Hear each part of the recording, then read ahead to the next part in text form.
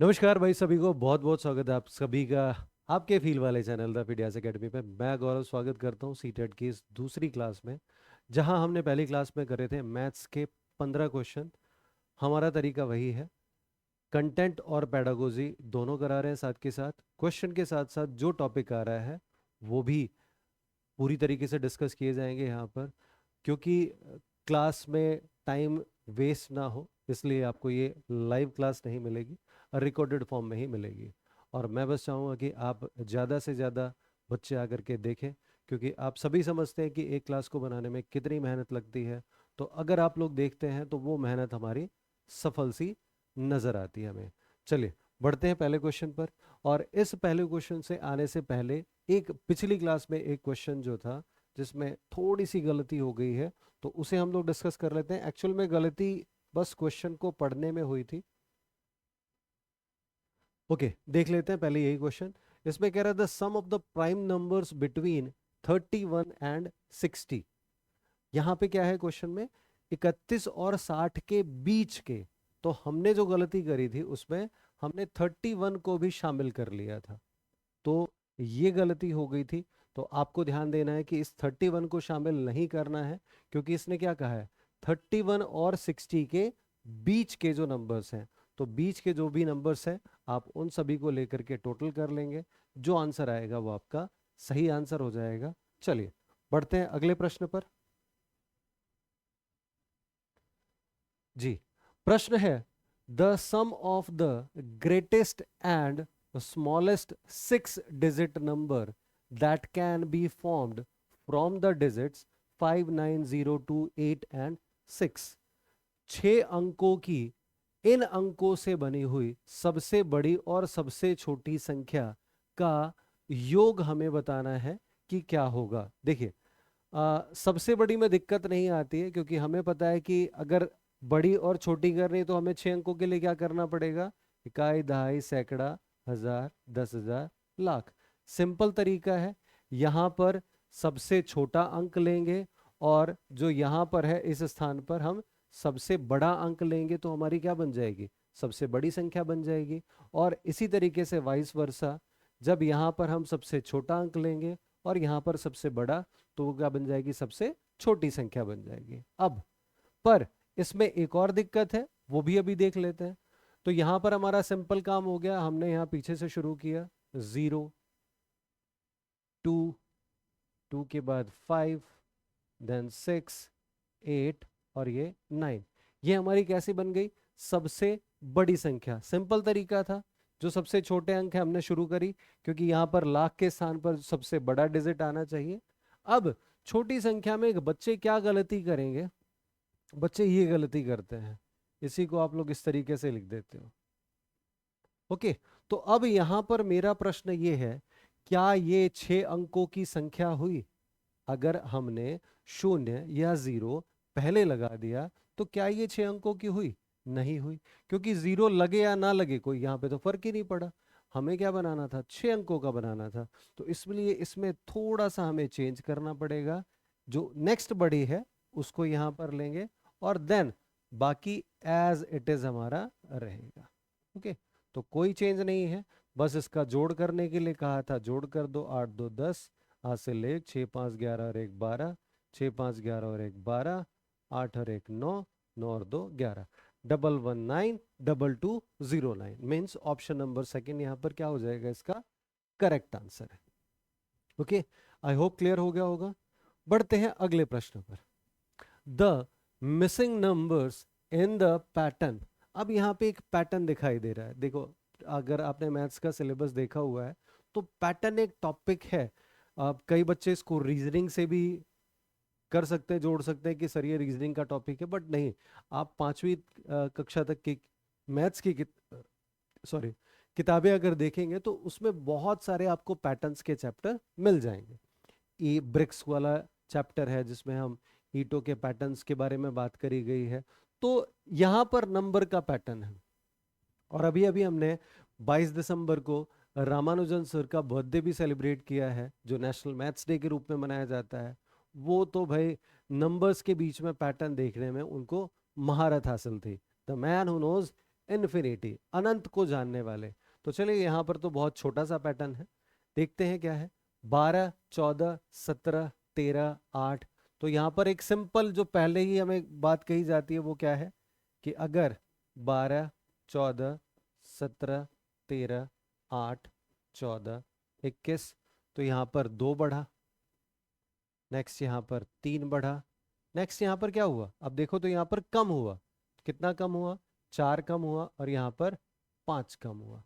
फिर आगे 6 बढ़ गया, और यहाँ पर आगे 7 बढ़ गया। तो यहाँ पर देखो क्या हो रहा है, पहले 2 बढ़ रहा है, फिर 3 बढ़ रहा है, फिर 4 घट रहा है, फिर 5 घट रहा है, फिर 6 बढ़ रहा है, फिर 7 बढ़ रहा है। तो अगर इसी पैटर्न में हम आगे चले तो यहाँ पर क्या होगा, पहले 8 घटेगा और फिर 9 घट जाएगा। ओके, तो 21 में से 8 गए तो 13 और 8 21। तो 13 देख लो किस ऑप्शन में है, वही ऑप्शन हमारा क्या हो जाएगा, करेक्ट। हमें आगे चेक करने की जरूरत भी नहीं है, पर यहाँ पे अपनी आत्मसंतुष्टि के लिए चेक कर लो। 8 था, आगे 9 है, तो 13 में से 9 गए 4, मीन्स ऑप्शन नंबर 2 क्या है यहाँ पर, सही आंसर है। चलिए बढ़ते हैं अगले प्रश्न पर। अगला प्रश्न, the smallest 4 digit number which is a multiple of 6, 7 and 4, जो 6, 7 और 4 का मल्टीपल हो, हमें ऐसी सबसे छोटी संख्या बतानी है। चलो भाई, अब यहाँ पे आपको रूल्स ऑफ डिविजिबिलिटी, 2 से कौन से संख्याएं भाग हो सकती हैं, 4 से कौन सी संख्याएं भाग हो सकती हैं, 5 से, 6 से, 8 से, 9 से, 11 से। वैसे तो ये मैं कई बार करा चुका हूं, पर आगे आने वाली क्लासेस में एक स्पेशल क्लास आपको इसके ऊपर ही मिल जाएगी। पर यहाँ पर हम सिंपल जो जो आ रहा है हम उसी को चेक कर लेते हैं। देखो 4, तो 4 से भाग होने का नियम क्या है, जो भी संख्या होती है चाहे वो कितनी भी बड़ी संख्या है, अगर लास्ट के 2 डिजिट, अगर लास्ट के 2 अंकों से बनी संख्या 4 से भाग हो रही है तो ये पूरी संख्या 4 से भाग होगी। अगर ये लास्ट के 2 अंकों से बनी संख्या 4 से भाग नहीं हो रही है तो ये पूरी संख्या 4 से भाग नहीं होगी। अब प्रश्न में कहा कि 6, 7 और 4 से भाग हो, तो हमें भाई 4 का रूल पता है, तो 4 का रूल पता है कि लास्ट के 2 डिजिट, तो ये ऑप्शन रिजेक्ट, ये ऑप्शन रिजेक्ट।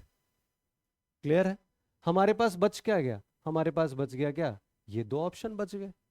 ओके, मैं हर तरीके से बताऊंगा इस क्वेश्चन को, पहले एक सिंपल किस तरीके से हम जल्दी आंसर निकाल सकते हैं वो। अब यहां पर 6 भी है, 6 का क्या नियम है कि एक संख्या जो 2 से भी भाग हो और 3 से भी भाग हो तो वो क्या होगा, वो 6 से भी भाग होगी। अब देखो ये 2 से तो हो जाएगी, पर क्या ये 3 से होगी, क्योंकि इसमें अंकों का योग 1 आएगा, 3 से भाग नहीं होगी, मीन्स ये ऑप्शन भी हमारा क्या हो गया, रिजेक्ट हो गया। तो ऑप्शन नंबर 2 हमारे पास क्या बच गया, तो यही इसका आंसर है। एक तो ये तरीका हो गया, आपको अगर रूल्स ऑफ डिविजिबिलिटी पता है आप उसका यूज करके यहां पे आंसर तक पहुंच सकते हो। दूसरा तरीका कह रहा है 6, 7 और 4 का गुणज, तो 6, 7 और 4 का गुणज जो सबसे छोटा गुणज होता है उसी को हम क्या नाम देते हैं, लघुत्तम समापवर्तक या LCM। ओके, तो 6, 7 और 4 का एलसीएम निकाल लेंगे। आप एलसीएम निकालने का भी तरीका है, 6 7 42, 42 अगर 4 से जा रहा है, नहीं जा रहा, फिर 84, उसके मल्टीपल्स करके देख लो। तो यहां पर इसका एलसीएम आ गया क्या, 84 आ गया। अब 84 से आप या तो इन ऑप्शंस को डिवाइड करके देख लो, नहीं तो अगर अननोन नंबर होता है तो भाई जो 4 अंकों की सबसे छोटी संख्या है वहां पर भाग दे करके देख लो। ये आ गया 16, ये 160। अब एक बारी में तो जाएगा नहीं, 2 बारी में कितना जाएगा, 164, यानी कि 4 की कमी है। तो 4 की कमी है, सॉरी सॉरी सॉरी, यहां पर ये 168 आ जाएगा। ओके, 8 की कमी है, तो 8 किस में आ जाएगा, ये 1008, यानी कि यही हमारा आंसर हो जाएगा। अगर हम इसे 84 से ऐसे 1 भाग दे करके देखेंगे, 84, और ये 84 दूनी 168 हो जाएगा। ओके, तो आई होप क्लियर होगा, दोनों तरीके समझ लेना, जैसे आपके समझ में आए वैसे इसका आंसर कर देना। अगले प्रश्न पर आते हैं। Which of the following has a definite length, किसकी एक डेफिनेट लेंथ होती है? तो देखो भाई, रेखा, रेखाखंड और किरण, हम तीनों ही यहां पर समझ लेते हैं। रेखा, रेखा किसे कहते हैं?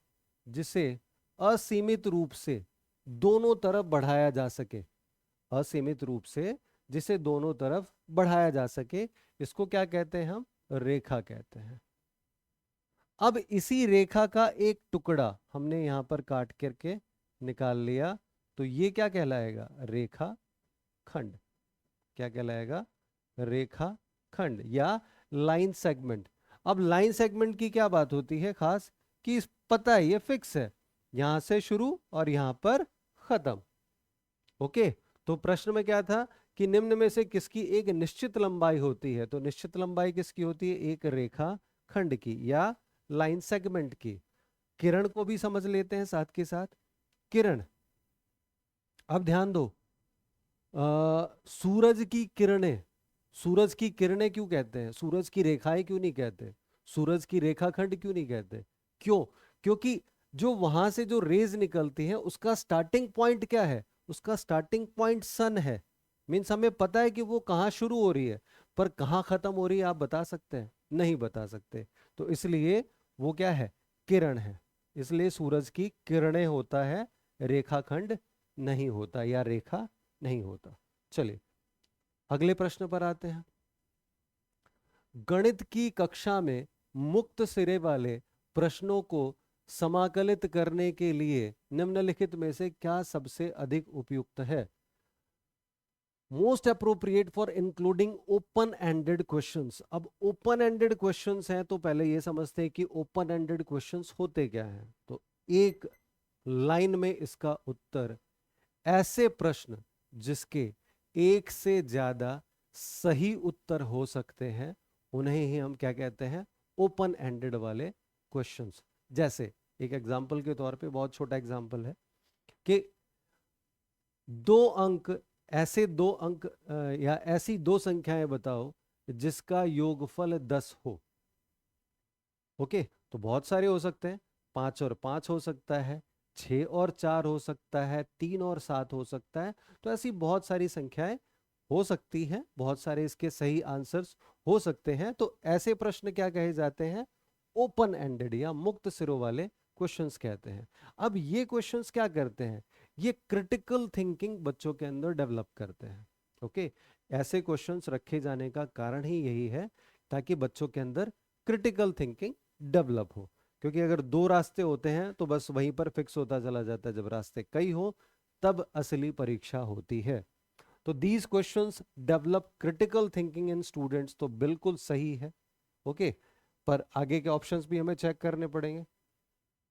Answers to these questions are not given in the book, भाई बहुत ही वाहियात ऑप्शन है। These questions take more time to solve, I agree कि टाइम लेते हैं सॉल्व होने में, पर ये भी ऑप्शन नहीं है। These questions are not easy to copy from each other. Okay, तो हमारा यही पहला ऑप्शन ही बिल्कुल सही हो जाएगा। First one is the correct answer. Next question पर बढ़ते हैं। Which of the following statements are true with respect to data handling? जो आंकड़ों को संचय करके और उसको जो रिप्रेजेंटेशन किया जाता है, तो उनके बारे में क्या यहाँ पर बात सही है? तो a line graph is used to show comparison among categories of data. देखो भाई, चीजें यहाँ पर ठीक है, लाइन ग्राफ का हम लोग यूज करते हैं, ग्राफ इस तरीके से होता है। ओके, और फिर उसी तरीके से मिड पॉइंट्स को जोड़ करके लाइन ग्राफ बना दिया जाता है। तो थोड़ा सा आप यहाँ पे समझ लेना इस चीज को। A histogram is used to compare the parts of a whole। तो कहीं ना कहीं अगर आपको ये चीजें पता है तो हिस्टोग्राम में क्या होता है, देखो इस तरीके से है। ओके, ये हिस्टोग्राम हो जाता है। तो histogram is use to compare the parts of a whole. तो भाई ये ऐसा नहीं होता है, ये एक ही जो डाटा दिया जाता है उसको कंपैरिजन, कौन ज्यादा बड़ा है कौन कम है, तो वो चीजें तो बता सकता है। तो एक तरीके से यहाँ देखा जाए तो ये ऑप्शन इसका सही नहीं है। नेक्स्ट ऑप्शन पे आते हैं। A graphical representation of data is easier to understand when there is a trend or comparison to be shown. भाई इसका सबसे अच्छा एग्जांपल अगर आप लोग क्रिकेट मैचेस देखते हैं तो क्रिकेट मैचेस में भी देखा होगा ना आप लोगों ने, कैसे बड़ी बड़ी इमारतें एक बार बना देते हैं, रन कब तेज गति से हुई कब कम गति से हुई। तो क्या करता है ये जो डेटा हैंडलिंग है वो हमें क्या करता है, वो हमें डेटा को आसानी से समझने में मदद करता है। जो इस तरीके से जो इसका पिक्चर रिप्रेजेंटेशन होता है, तो यहां पर option number 3 is very correct. Okay, बाकी ऑप्शंस के बारे में इतना हम अच्छा नहीं कह सकते, तो यहां पर थर्ड ऑप्शन के साथ ही हम जाएंगे। देखो कई बार ऐसा आपको भी मिलेगा कि एक से ज्यादा ऑप्शन आपको ऐसे लग सकते हैं कि वो सही है, तो उसमें से आपको जो ज्यादा अप्रोप्रिएट लगता है आपको वो चुनना है, बाकियों को एलिमिनेट करना है।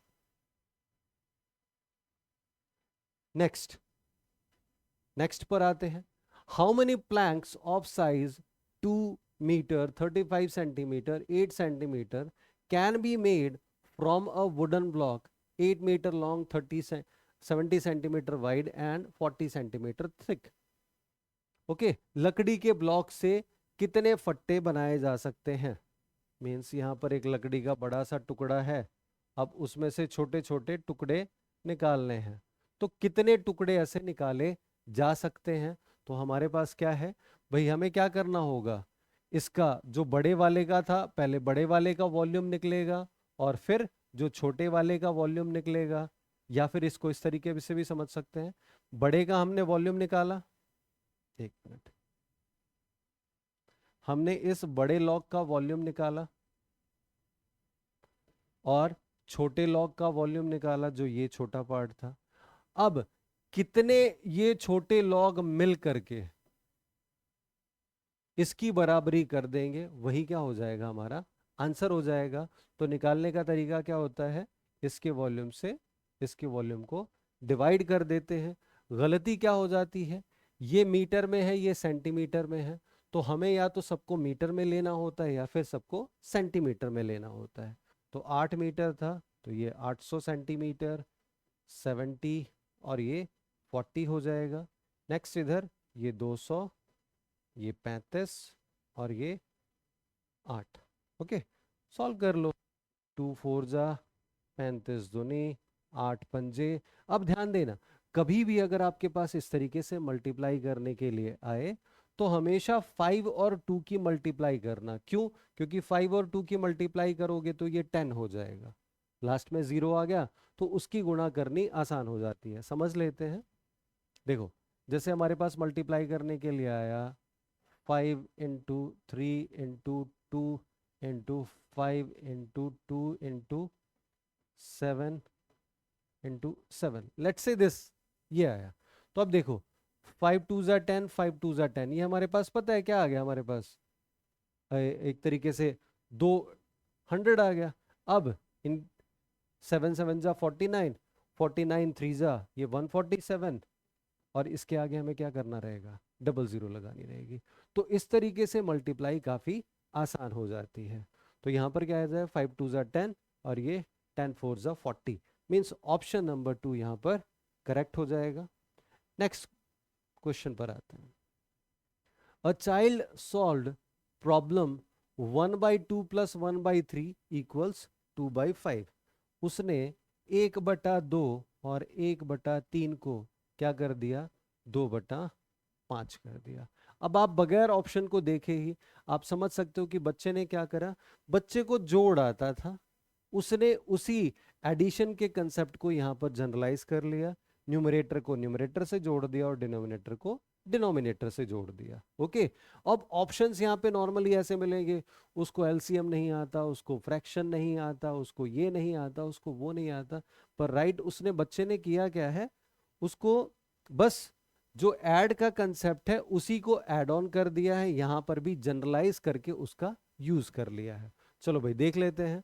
बच्चा नहीं जानता कि भिन्नों की संख्याओं भिन्नों को संख्या रेखा पर कैसे प्रदर्शित किया जाता है। भाई संख्या रेखा तो यहाँ पर है ही नहीं। ओके, तो ये ऑप्शन गलत हो गया। बच्चे ने प्राकृतिक संख्याओं के जोड़ की अवधारणा को भिन्नों के जोड़ तक विस्तारित किया है, बिल्कुल सही है। पर आगे के ऑप्शंस भी देख लेते हैं। बच्चे को संख्याओं को जोड़ना नहीं आता, गलत है। अगर जोड़ना नहीं आता तो वो एक और एक दो कैसे लिखता। बच्चे को लघुत्तम समापवर्तक लेना नहीं आता, भाई लघुत्तम की यहाँ पर बात ही नहीं है, उसने तो जनरलाइज किया है। कई बच्चे इस ऑप्शन पर भी जा सकते हैं, पर ध्यान रखें ये ऑप्शन भी क्या हो जाएगा, गलत हो जाएगा। Option number 2 is correct. Next question, राष्ट्रीय शिक्षा नीति 2020 गणित और कंप्यूटेशनल सोच के महत्व को बढ़ावा देती है। जो जो एनईपी 2020 है, ये गणित और जो कंप्यूटेशनल थिंकिंग है उसकी सोच को बढ़ावा दे रही है। तो इसका कारण क्या है? तो पहला कारण, यह एआई, मशीन लर्निंग और डेटा साइंस आदि जैसी उभरती हुई तकनीक का आधार है, बिल्कुल सही है। देखो भाई, जो अगली जो सदी होने वाली है, सदी तो शायद मैं गलत कह गया, अगला जो दशक होने वाला है वो दशक ही किसका होगा? हम लोग बात करते ही आ रहे हैं एआई की ही। तो जो हमारा एनईपी भी है, ये भी क्या है, ये टेक्नोलॉजी को अपनाने की बात कर रहा है। तो बिल्कुल सही है पहला ऑप्शन। पर आगे के भी पढ़ लेते हैं। यह एक शिक्षक का स्थान ले सकता है, सही बात है भाई। एआई आने वाले टाइम में हो सकता है कि हम टीचर्स की आवश्यकता खत्म हो जाए, एआई से ही पढ़ना शुरू कर दें। ओके, पर यहाँ पर ये ज़्यादा अप्रोप्रिएट नहीं है। यह स्कूल में सीखने का सबसे कठिन पहलू है, बिल्कुल गलत है। यह मानव अस्तित्व के लिए मूलभूत है। चलो भाई, तो पहले ऑप्शन के साथ ही जाएंगे। Okay, first one is correct. Next question पर आते हैं। राष्ट्रीय पाठ्यचर्या रूपरेखा 2005 के अनुसार गणित के शिक्षकों को इस ओर ध्यान केंद्रित करने की जरूरत है। भाई बहुत ध्यान से पढ़ेंगे, कहाँ जरूरत है भाई हमें। प्रमोटिंग मेमोराइजिंग, जब यहाँ पर मेमोराइजिंग ही आ गया और उसको प्रमोट करने की बात आ गई तो ये क्या है, गलत है। हमें मेमोराइजेशन को तो डिमोट करना है, जितना हो सके उनके अंदर क्रिटिकल थिंकिंग, लॉजिकल थिंकिंग पैदा करनी है। इसका मतलब ये नहीं है कि भाई प्राइमरी के जो बच्चे हैं हम उनको कई चीज़ें हमें मेमोराइज करानी पड़ती है। ओके, मैथ्स में भी कराना पड़ता है, शुरुआत में हमें करानी पड़ेगी, क्योंकि आपको पता है नॉलेज अंडरस्टैंडिंग ये इस तरीके से चलती है। तो नॉलेज के लिए हमें चीज़ें मेमोराइज करानी पड़ती है। बट सारी चीज़ें एक हद तक मेमोराइज कराने के बाद हमें कहाँ पर लेके जाना है उनको, उनकी समझ को बढ़ावा देना है, मेमोराइजेशन को हमें डिमोट करना है।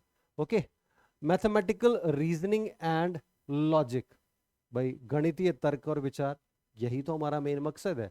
Becoming soul authority for right answer, भाई सोल अथॉरिटी सत्ता तो रावण की नहीं रही, तो टीचर तो क्या ही है। तो option number B is correct. तो देख लेते हैं करेक्ट ऑप्शन, ओनली बी, भाई ओनली बी ही है। तो ऑप्शन नंबर 1 यहां पर हमारा क्या हो जाएगा, सही हो जाएगा। बढ़ते हैं अगले प्रश्न पर। अगला प्रश्न है, चौथी कक्षा के बच्चों को क्षेत्र की अवधारणा से परिचित कराने का सबसे प्रभावी तरीका है, क्षेत्र या फिर एरिया। अब याद करो, एरिया पढ़ाने का सबसे अच्छा तरीका है क्या? भाई अगर हमें एरिया के बारे में बताना है तो किस तरीके से बताते हैं? अगर आपने लेसन प्लान बनाया हो, ओके, तो सबसे पहले हम क्या बताते हैं कि एरिया है क्या? भाई जिसने जितनी जगह घेरी वही क्या है, एरिया है।